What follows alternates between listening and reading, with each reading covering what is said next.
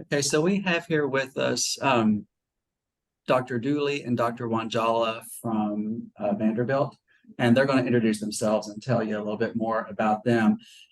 We also have up here Rob Nash, and I'll let him go ahead and introduce himself and tell you why he's here. Good morning. Excuse me. I'm Rob Nash, Center College class of 1983, very proud graduate. And I am very fortunate to be working with Michael Taylor on the CEC program. And I'm actually the chair of the Health and Medicine CEC group. So very happy to be doing what we can do as a group of alums to help you as current students find out information that we think will be helpful to you and useful for you as you look at health and medicine careers. I am what's called an acute care nurse practitioner, and I've spent about 15 years. I'm a second career nurse, so I spent about 15 years now working in HIV and with people experiencing homelessness. Almost 12 years of my experience was at Vanderbilt at the HIV clinic there, where I was fortunate enough to work alongside Dr. Wanjala for several years and have very fond memories of that time. And then after I left Vanderbilt for my current position, which is with the Tennessee Department of Health, where I am in charge of all HIV programming that's done at the state, the infectious diseases division at Vanderbilt got a new director, and that's Dr. Dooley, who's with us. So she came to Vanderbilt after I left, but she and I have met and become friends, and we have some folks in common from her prior role at Johns Hopkins. So thrilled to have Dr. Wanjala with us today, and thrilled to have Dr. Dooley in her leadership role for infectious diseases. And both these people have different approaches to how they have gone about pursuing their MD, PhD, and have different career experiences. And we're hopeful that what they have to say will be useful to you. And we encourage you to ask any and all questions of either of them that you have while you have their time today, and hope that it's helpful in helping you make some career decisions too. So thanks for coming today, and thanks again to Drs. Dooley and Wanjala. Awesome. Thanks, Rob. So at this time, I'm going to turn it over to Dr. Wanjala, let her introduce herself, and then we will go on to Dr. Dooley. All right. Hi, everyone. My name is Celestine Wanjala. So I am an assistant professor in the Division of Infectious Diseases at Vanderbilt. So I am trained in internal medicine and then specialized in infectious diseases. And like Rob, I care for patients living with HIV, which I absolutely love. In our comprehensive care clinic, which sees several patients. They're absolutely wonderful. They have so many stories to tell. And I think we've learned a lot scientifically from persons living with HIV, and our patients thrive. For the most part. There's obviously mental health issues sometimes that's associated with it, just based on what they've been through. But that's for primary care and my main practice. I see patients living with HIV. I do spend some time in the hospital seeing consults on different services. So I also get to see all other types of infections depending on what we're asked to help with for patients who've been admitted. And it's sort of just the niche I've taken and where I wanted my practice to be, because I spend 20% of my time seeing patients in clinic or in the hospital, and then 80% of my time actually doing research. So thinking about how to specifically improve care for patients living with HIV. I've been passionate about HIV since my PhD training, and I'll talk a little bit about that after Dr. Dooley. But I absolutely love what I do. I drink coffee, think about problems, learn from my patients, and give them feedback from what I'm doing. And the goal is to improve care for our patients living with HIV, but for the general population. So it's really nice to meet y'all. Thank you so much, Dr. Wanjala. Dr. Dooley. Yeah, hi. So I'm Kelly Dooley. I'm the infectious diseases division director at Vanderbilt, as Rob was telling you. So I had kind of a circuitous path from college. So I went to Northwestern and then joined the Peace Corps and was sent to Chad for 2 years, where I was a math teacher in a local high school in this town called Kalo, Chad. And while I was there, I sort of witnessed the health consequences of infectious diseases in, young people who otherwise would have long and vital lives were sort of taken down at an early age from infectious pathogens that potentially could be vaccine preventable or treatable. And so I at that time sort of committed myself to a career in infectious diseases. Before that, I was an econ major and not really heading towards a health professions field. So then, of course, I hadn't taken any science classes as an undergraduate, and so had to go back and do a baccalaureate program, and work for some time, and then ended up going to medical school at Duke and studying, just doing the basic coursework. But then they have this really cool program there where you can go to University of North Carolina and do a public health degree. So I did that my third year, so that because I was just always interested in the intersection of ID and public health. And then from there went to Johns Hopkins and spent 20 plus years there. And really my love is in drug development and in finding new treatments for untreatable or difficult to treat infections. And so I've been working on tuberculosis ever since my fellowship, and have had really great mentors along the way. But thinking about new therapies and how to figure out what the right doses are, the right duration, the right combinations, and working with people who do the lab science in terms of mouse studies, and then translating that towards what we should do in patients who have much more complex disease than mice do. And then really extending treatment advances for TB to people with HIV, because they are disproportionately affected by tuberculosis as the #1 cause of death, and then to children and pregnant women, to make sure that those treatment advances we have are available for everyone. And so kind of along the way, the PhD for me was sort of a later project, if you will. So during my ID fellowship, I enrolled in a public health PhD program at the School of Public Health at Johns Hopkins. So it was nice because the public health school was right there next to the hospital and the medicine department. And so I did these studies as part of my PhD. So I'm an MD PhD, but much more on the public health and drug development, clinical research side, and in a slightly different path. And then I'm also like Sally, an HIV doctor, and now I'm kind of delving into non-tuberculous mycobacteria, which is a really serious, critical, unmet medical need. These are patients really hard to treat that need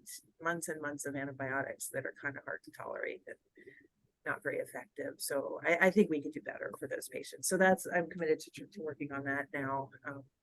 But yeah, so that's my background. Thank you, Dr. Dooley. Coincidentally, we have the Peace Corps downstairs right now doing a tabling session. Oh, are we competing with them? Oh my gosh, well, that's hard. Well, do all of them. Do all of these things. So at this time, I will turn it over to the two of you to talk about whatever you want to talk about in terms of MD, PhD programs. I would love it if you all could introduce yourselves. We probably should have done that at the beginning. Sure. Yeah. I can go first. My name. Speak up just a little bit. Can you hear me? That's better. All right. My name is Jonathan McCoy. I'm a physics major. I'm a sophomore at Center College. And right now, let's see, what else? I'm from Katy, Texas originally. Let's see. Right now I'm doing physics research here that is biophysics related, and it's for bacterial swimming is what we're doing. But yeah, I unfortunately do not have as much of a long career as some of you guys, but yeah. Thank you, John. I'm Srija. I'm a sophomore as well, and I'm a biochemistry and molecular biology major at Center. And I'm an international student from India. And I'm doing chemistry research right now with Dr. Hitron, one of our chemistry faculty. We're working on finding like an efficient way to make cryogels so we can capture cysteine and kind of detect oxidative stress in a cell. But, yeah.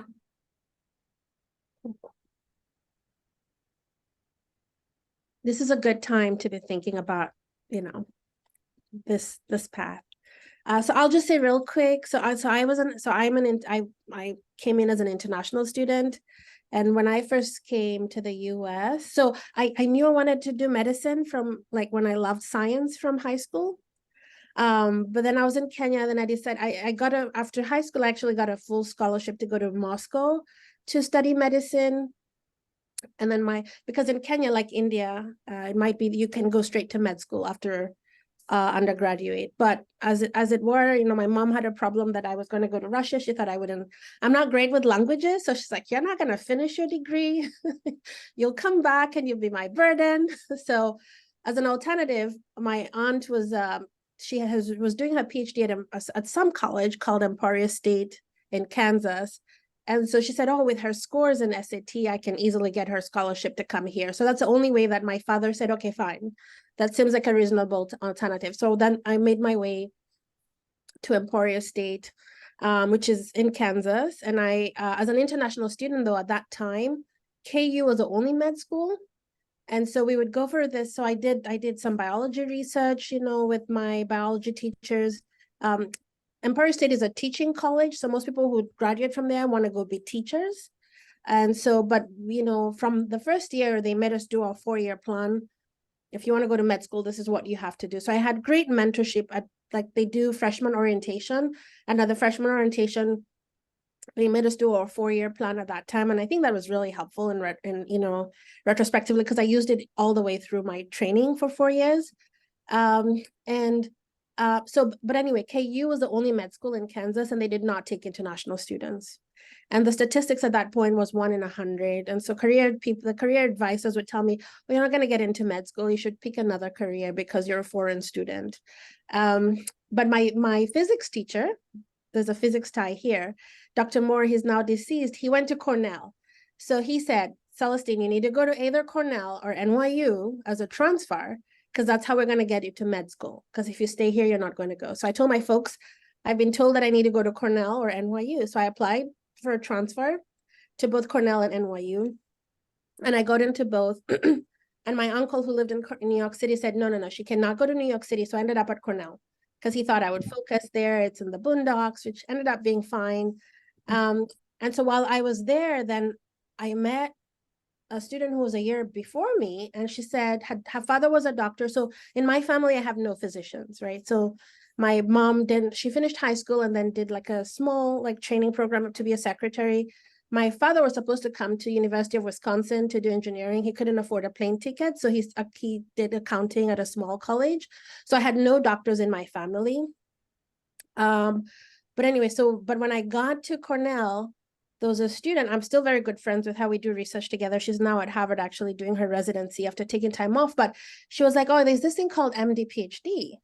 And I said, what's that? She said, well, it's if you get to do research and you get to be a doctor, but you have to start now trying to get, you know, getting experience in doing research, because that's going to make the difference for you getting your application accepted. So then I said, okay, so how do I do that? When I was told to jump, I just jumped. And thankfully, nobody told me to do something wrong. And so again, at that point, though, my advisor at Cornell was a botanist.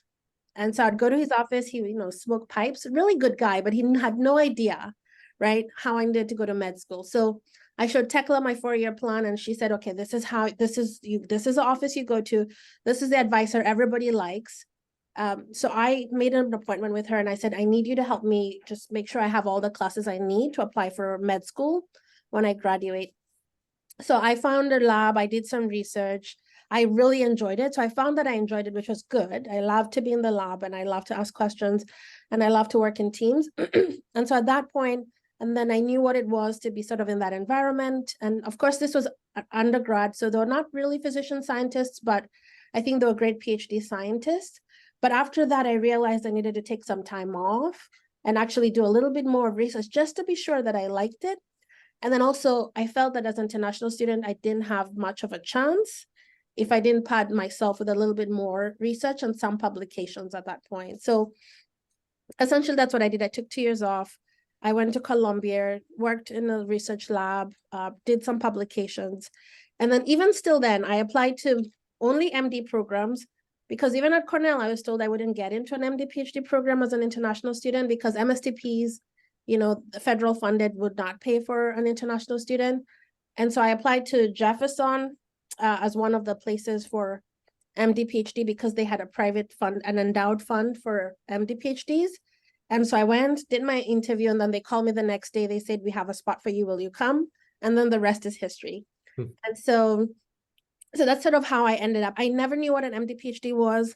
I had one person who was a peer, but a year ahead of me, who told me what it was and who told me what I needed to do, which was essentially research. And first of all, to know that I wanted to do it and to sort of have an idea of what it was to be in the lab. And then after that, you sort of, you'll have to shadow, and, for medicine and work in the hospital setting to also know and mature in that area and know that this is what you want to do. But I think for me, I always thank Tekla because she was a huge part of me deciding to do this. I'll let Dr. Dilly talk to him, and I've enjoyed it since then. And since then, after that, I came to Vanderbilt for the PhD program. So I'm a lifelonger person. My grandma died recently, but she was like, "Are you never graduating? Are you failing? What is going on?" In the village in Africa, she was like, "Why aren't you moving back home to treat me?" But I've enjoyed it thoroughly. So we'd be curious, Jonathan, and did I get it? I couldn't hear exactly. Is it Srija? It's Srija, Srija. Srij. Okay, Srija. Yeah. Okay, got it. Are you guys both thinking about maybe MD PhD? I can talk on this. So no one in my family is a doctor, and I really didn't grow up around a lot of people who were in medical fields. But during high school, I had a biology teacher who saw that I really enjoyed doing work in that class, and she encouraged me to pursue a path of medicine. And then my junior year of high school, I worked in an optometrist office, and then I volunteered at my local hospital, and I really, really enjoyed it. So ever since then, I wanted to do medicine. And my junior year high school, actually, the summer after my junior year of high school, there was an online program. It was like a virtual internship by Yale that they started doing. It was the first year that they started doing it. And it was exposures to translational and clinical research. And I got into that program when I applied. And during that program, they had a speaker. They had speakers every week that would talk about different careers in medicine beyond just the straightforward MD traditional path. And one of the speakers was someone who was an MD PhD student. And their talk really, that was the first time I'd ever heard of MD PhD, and it was something that got me interested in doing it once I came to college.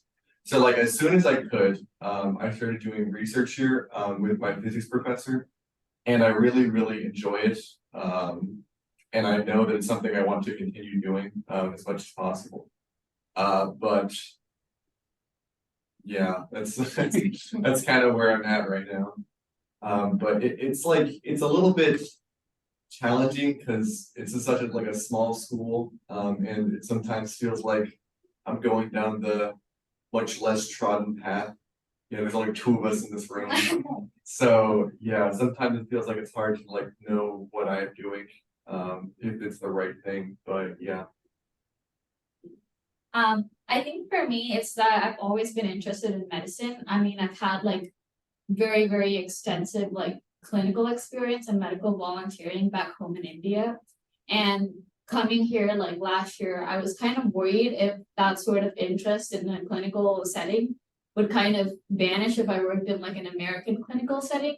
But this summer I was able to do a service internship. So I worked for 2 months in a free clinic. And I would just go there every day, like a 9 to 5 job, and I would even do like night clinics, and just having that sort of like extensive, like extensive with time and effort based sort of experience over the summer. And having that be in like a completely new country also made me feel like, yeah, I definitely want to do like an MD program and get into medical school and all of that. But like Dr. Wanjala said, like it's hard to do all of that when you're an international student and you're not really sure how that is going to turn out for you. And when I first got into research this semester, it's been about like making sure I have a plan B. And I wasn't really invested in research because like I was all in on medicine. And like now having had that experience for a couple of months now, I really like working in the lab. And I feel like both of them are like really, really like good options for me right now. And if I could pursue both of them at the same time, I definitely would. But if I had to pick one, it would probably be the MD part of it. Yeah, I'll say like I have a Yeah. very similar mindset to where it was like trying to decide. Like I realized there was a certain point, like when I was doing research on campus over the summer, where I was like, I want to do both of these things. Mm-hmm. If there's a way for me to do both of these things, I want to do it. Yeah. So that's like my mindset right now. Yeah, because I think, in medical school, if you don't do an MD PhD, then there are of course these opportunities to do small research projects, and everyone has some sort of scholarly pursuits that they engage in. But medical school is really busy. There's a lot to learn, and the classes are heavy. And aside from places like Duke that have this set aside year when you could either do research or do a public health degree, most of the time it's going to be fitting it in between rotations and between but having that like set aside, I mean, Sally can speak to this much more than me, but having that set aside few years where you just get into the lab and have a mentor and spend all of that time thinking about science, and then figuring out, well, gosh, am I a person who eventually wants to be a bench scientist for my career? It seems like having that.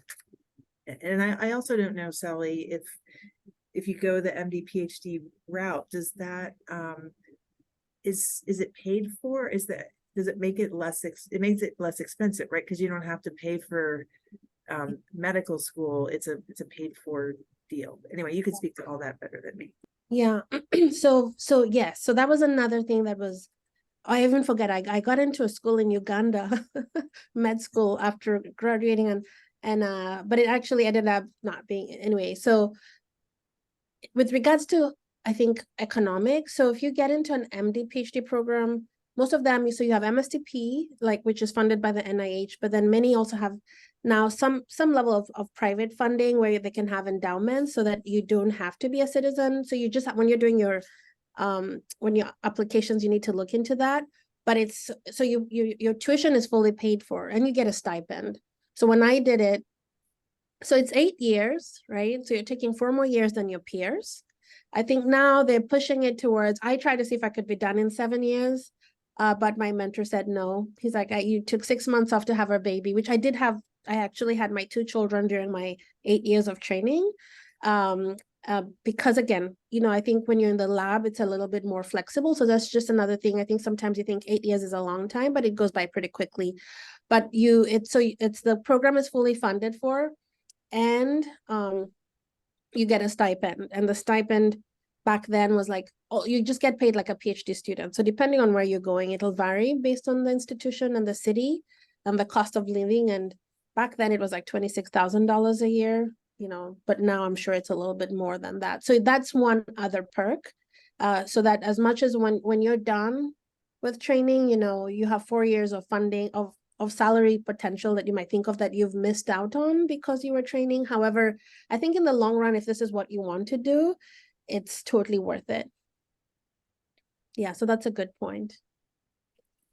And I think that, residency programs and fellowships are really because there's sort of a dwindling number of people who have done this MD, PhD, because people are more eager to, like get out and start, making money. But I do think the investment means that you're a really sought after commodity, because there just aren't enough people doing discovery science.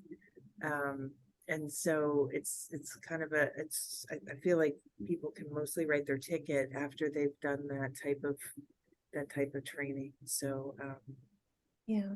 plus it's just wonderful, right? To spend your time in the lab doing the things that you love. So I mean, Yeah. I've got a question for Doctors Dooley and Wanjala. Could you both speak to what kind of undergraduate prep helps you become an attractive candidate for this, and also speak just maybe more in general. Again, this is your experience because neither one of you deal exclusively in this, but when looking at the kinds of people who are now being successful applying for med school, my perception as an outsider is that is expanding over time, and people with liberal arts backgrounds are generally maybe more attractive than they were a decade ago. Definitely maybe more attractive than when I would have been considered out of college to be a candidate for medical school. So could you speak to those things for these guys?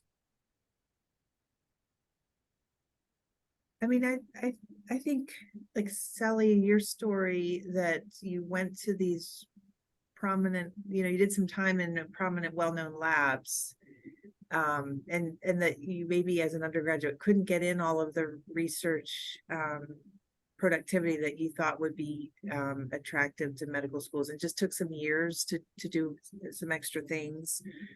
I think if you have an opportunity as a summer student to rotate in an NIH lab or a lab with a major well-known scientist in his or their field, that always adds something, right? Because multiple people are vetting you, not just your local college advisor and mentor, but other people have seen how you work and can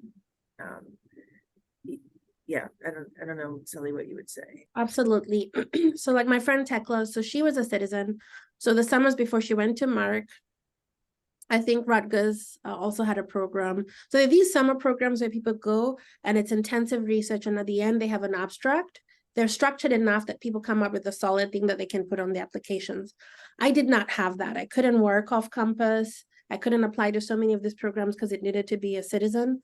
So my alternative was working in the lab and picking a lab where, I told them from the beginning, I want to apply to med school. And so I need to have a way to be productive and publish. But even at the end of that, I took two years off to do a little bit more research. I made some money, actually, because otherwise when I was graduating from undergrad, I couldn't even afford to I think I could apply to one or two schools. After doing my MCATs, I had no money.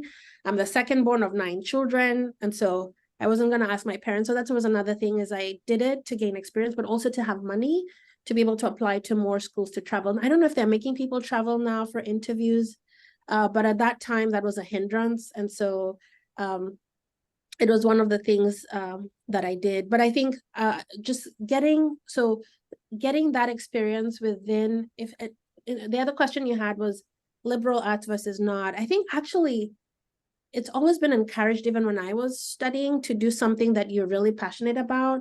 So like Dr. Dooley did economics. You said math, no, economics, right? My mentor here, John Carter, did philosophy, and then he took 2 years off to do a post-bac to sort of do it. Now for you both you're in the sciences, and you probably will do organic chemistry, biology, physics. You'll have what you need at the end of the 4 years. And so the question is, do you have that buffer? I think depending on if you're doing MD, PhD, if you have a lot of research experience and publications, you will be competitive. If not, and you apply, then you can sort of take that as, okay, let me get a little bit more experience here if you choose, and then and reapply. I think that's always, don't shy away from that, because I think going to the Peace Corps, all of those things make you interesting. And sometimes you want people to read your application and be like, they went to the Peace Corps. I actually want to meet them and see what the experience was, because I think they're a little bit more mature and they might handle problems totally different compared to somebody who did not have that experience. Yeah, I think the sole reason I got into medical school was because I did the Peace Corps. And you know, a lot of that, you know how med schools, they like this, you know, you showed some leadership, you've done some science, you have done like philanthropic endeavors of some kind. And so so people will put on their thing, you know, they did Habitat for Humanity for a weekend, you know, and like the committees care, like, oh, you know, is that really a commitment to service that we're seeing?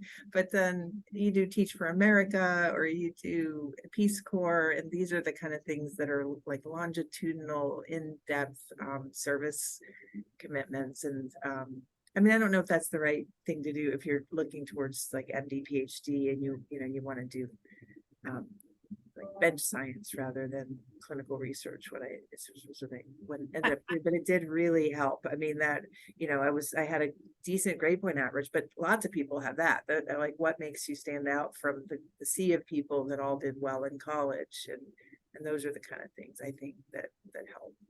Yeah, I think it still helps for MD, PhD, Dr. Dooley, because I think that's how people will be like, I want to interview this person. You know, you definitely want them to call you for an interview, so then you can then impress them even more. And when I was in this, so I started off at a very small college. I don't know how big Center College is, but Emporia State was, you know, we went to Walmart to hang out. And so I definitely know what that feels like, right? That's what we did. So, but there I was the chair of the featured events committee. So whatever you can do for leadership within what is available at Center University, is still, I think, it's helping you build your leadership and talk to people and all that. And it's definitely, if you can do it for 3 years or whatever, 2 more years, if you haven't started, aside from going to class, I think it'll help you, like Dr. Dooley said.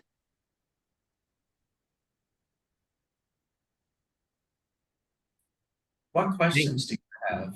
I have a question. So it's not really a question, it's just like more of like me explaining more of like my situation and like what you like your thoughts of what I should do next. But right now I've been doing research in a lab on campus for about like, so last summer is when I started. And I'm working on it now this summer as well. I'm the only person in this lab right now. And I really, really enjoy the research that I'm doing right now. And we are like, it's a fairly productive lab. Like just the summer I worked on, we are like getting ready to submit a paper. And I'll be like second or third author on that probably. If it hopefully goes through anytime soon. We'll see. But I am in like a tough situation because I have a scholarship that requires me to study a semester abroad. So I'm going to be abroad next semester. And I have to go abroad or I lose my scholarship. So, and I'm gonna enjoy it, but I'm gonna also not be able to be doing research during that time. And I'm like, when I come back the next summer, I'm worried I'm going to be like behind, like I have to join back in this lab and try to catch back up. And I'm also thinking about applying to like REUs and like some MD, PhD, like summer research programs, just so I can get more experience in like a different like kinds of research. Because right now, what I'm doing is very related to biophysics, which is something that I'm very interested in. But I also like want to do stuff with like biomedical engineering, and maybe like molecular biology. But I am like, there's like a very large limit on what I can do at Center for like just the stuff that we do research on because it's such a small school. So I'm not sure whether I should stick with my same lab and just try to get like a longitudinal experience working with one professor or try to like vary my experience. Cause I could also go like next summer, but by that point, like I'll already be like getting ready to apply. So I don't know if that's too late.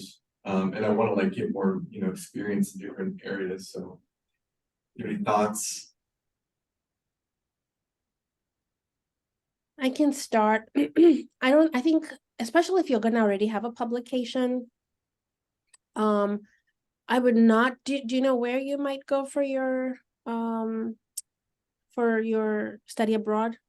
I'm going to Glasgow, Scotland, University of Glasgow. Perfect.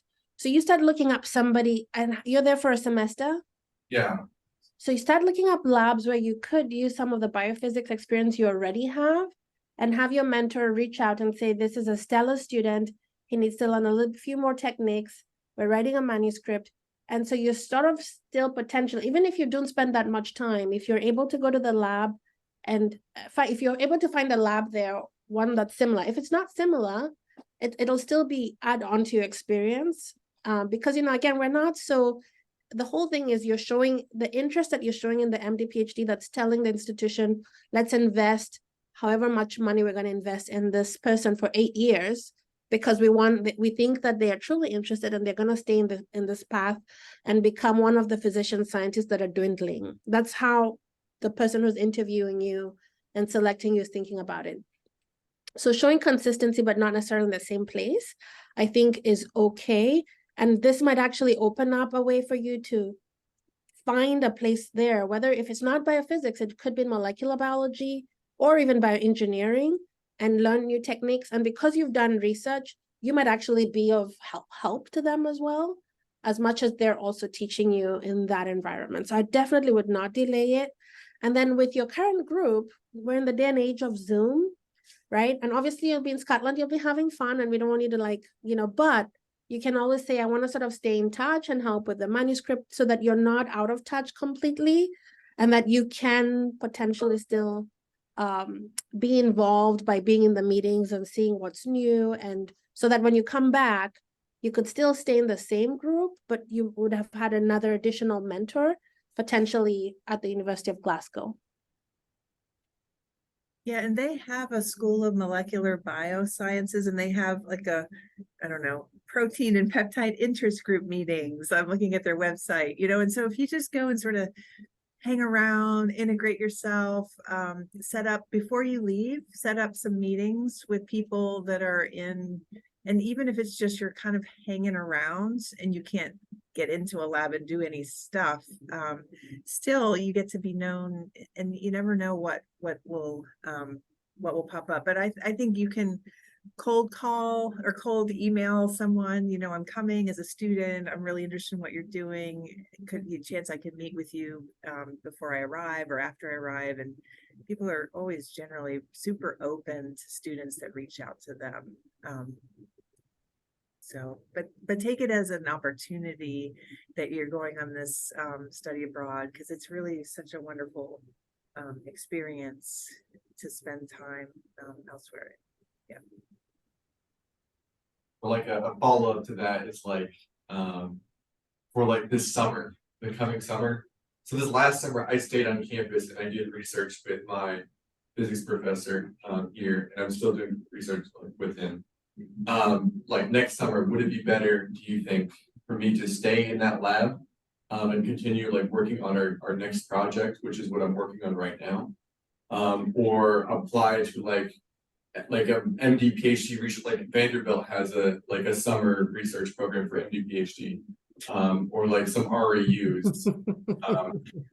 What do you think would be like the like I feel like I'll apply to those, but I don't want to like put because the applications are open now. Like I need to like start getting those applications ready for like next summer, like just deciding what I should do.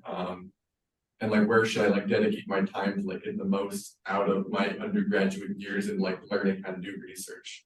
Oh, I would definitely apply, right? So this is not, you're not married to biophysics. You're still learning what you want to do. Maybe you want to do bioengineering. Maybe you want to do molecular. You're growing your network. I think your PR, your mentor now should also encourage you and give you, I think if you have the opportunity, because then also these are the people where you're going to be applying for them to, because, Center doesn't have a med school, right? Vanderbilt does. So I think you definitely want to apply to one of these programs so they can see how passionate you are about, how thoughtful you are. And then they're the ones who are going to be reading these applications. And so I would definitely apply. I think you are at a point where you're still doing a lot because you're learning what you want to do. And this will only help you be a stronger candidate, and also help you figure out, you know, if I decide to do MD PhD, do I want to do a PhD in biophysics, or do I want to do it in molecular biology, or do I actually want to do it in public health? You know, so I definitely think you should take advantage of this opportunity. And then they'll also have programming, if you get in, more centered towards physician scientists, and, you know, trying to make sure you understand the path to keep you in that path. And I think it'll be helpful. I definitely would apply.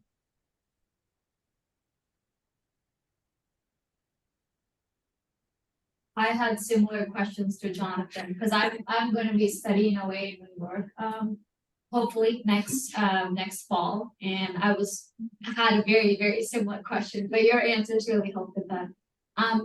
I guess adding on to that, I feel like I'm definitely going to have more questions in the future. Would it be like okay for us to like Yeah, I was gonna answer. if I had online or anything like that? Yeah, you should write to us. We love talking to bright young students who are, and particularly, of course, one of my goals is to get people to be interested in infectious diseases. You know, you could, you know, I have an ulterior motive. I'm gonna just say it right now, but yeah, absolutely, absolutely. We're happy to. Where will you be studying? Do you know? Well, we apply like this towards the end of this semester, Okay. but I think I have a fairly good chance of getting into the study away in New York program. Now that's like Center College approving us to study away for an entire semester. But we are responsible for finding like an internship or any other position in New York to be able to like connect back to our education at Center.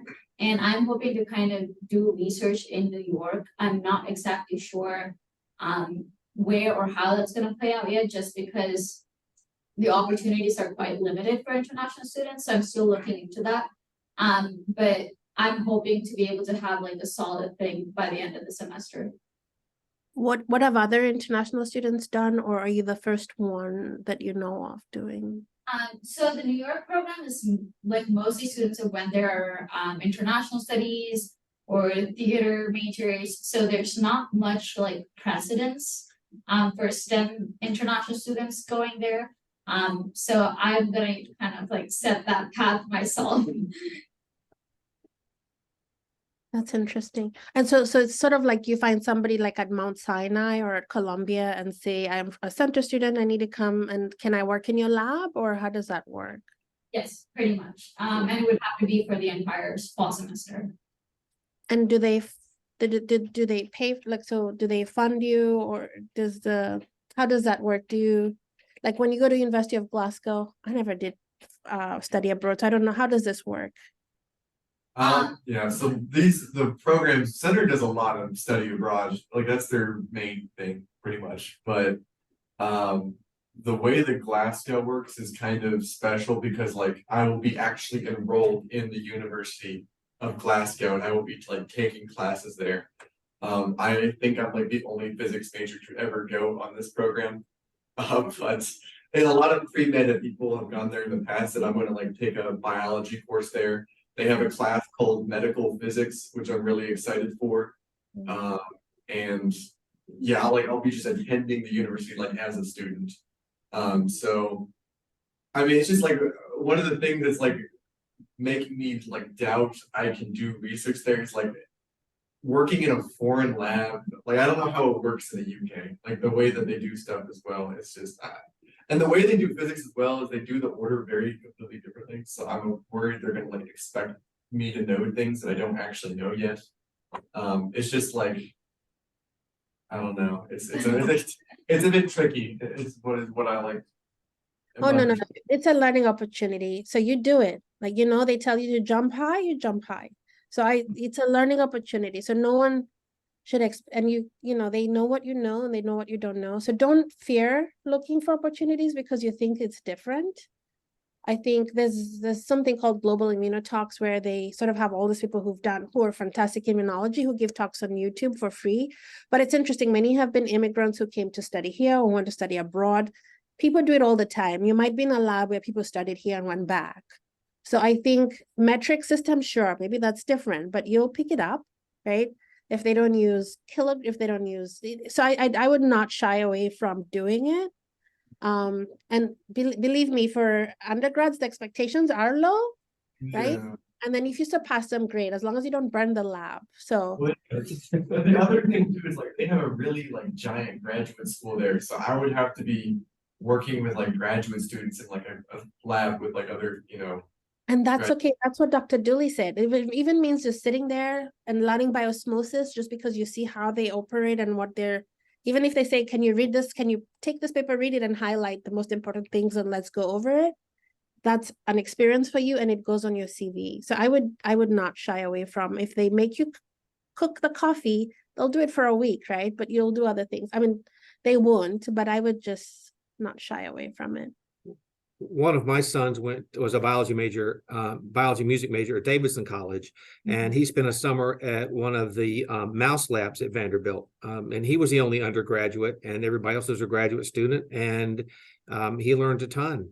And he can still harvest mouse kidneys. So, yeah.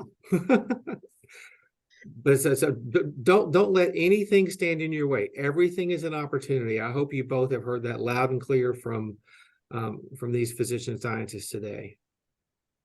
And for Shri, so for the New York, for you as an international student, you're limited to New York City as where to look for opportunities. So if I apply for the New York City away program, I'm limited to like searching for stuff in New York. And the housing I think is provided by Center College. I just have to pay for it. But everything other than that, whether the internship or research opportunity is paid or unpaid, it just entirely depends on like which one I pick. I see. And you said your research currently is chemistry. Yes. We're working on cryogels. So it's mostly like biochemistry related. We just say it's chemistry research because the faculty who's mentoring me on that is a chemistry professor. And do they have any collaborations or people they know in New York that they could? I still have to check on that. He's like very like relatively new to the field, I would say almost. And the work that we're doing right now is like a continuation of his like PhD. So like I definitely will have to like check with him on that, but I think I'm gonna ask around like some of the other chemistry professors that I know and who've mentored me in the past. But yeah, that's where I'm at right now. And if you have any like connections in New York that you recommend, I would definitely be open. Yeah, like any of the, like if it's not your lab mentor, anybody in the department who has a connect to someone in New York who's running a lab, and then they write the letter of introduction, the email of introduction about you, which you can craft for them, so that they, that it has accurate information about what your interests are and what you've been working on and all that kind of stuff. But having someone who can, has a colleague in New York who might be willing to, making that a personal introduction does really help. Because we get, I don't know if you get these too, but like tons of emails. I am a student from X and X place and I'm looking for an opportunity, and but they come, just some of them are just like, they're writing 1,000 people and they didn't pick me out personally because the fonts are different and the like a personal email from someone known to the person in New York will help quite a lot. And because we're not in chemistry, and are you married to doing something in chemistry? No, I'm definitely open. I think chemistry was like a very, very good starting point for me. Yeah. So I would say talk to your mentor first, because they get fast dibs at like linking you up with whoever they might be. And even if they're junior, I consider myself still junior. I do have people who I can reach out to, because they were trained by somebody who's not junior, right? And so they have a lifeline, and you're their mentee, and you're doing well means they're doing well. We're all invested in like paying it forward. And so, but you'll get our contacts so that if it's not happening, we can always try to see, I think especially understanding the context and this would be great. And then once you do it, it'll set precedents for the university, hopefully for other international students in this setting who are limited to New York. Yeah, so Awesome. yeah, so just reach out. I think I do have somebody I can ask if they can help. Tekla's father is at Cornell, so I definitely can ask him. But I'm just gonna say, use your mentor first. I think that's like Dr. Dooley said. They probably have a bigger reach than you understand. And because you're already, if somebody is working with cryogels and it's like they need help and you have some technique, they'll take you in a heartbeat. And because it's only a semester, but I think it's, start doing the homework now and reaching out now just so you don't limit your options. Well, thank you both, Doctors Wanjala and Dooley, for this. This has been phenomenal. I'm sure our students greatly appreciate it as well. I will forward them your contact information, and we appreciate you allowing us to do so. And thank you, Rob, for connecting us with such wonderful people. We're very excited and very thankful. Yes, they are indeed wonderful people, and I'm honored to call them both my friends and extremely grateful for everything they do every day. So thank you all. And students, best of luck to you. You're at an awesome place and everything's an opportunity. And we just all hope you go and embrace everything that's possible in your future. Thank you. Thank you. Good luck, guys. Take care. Bye-bye. Bye-bye. Bye, Rob. Bye, Sally. Been 6 minutes to get to. Okay, go class, go class, go class.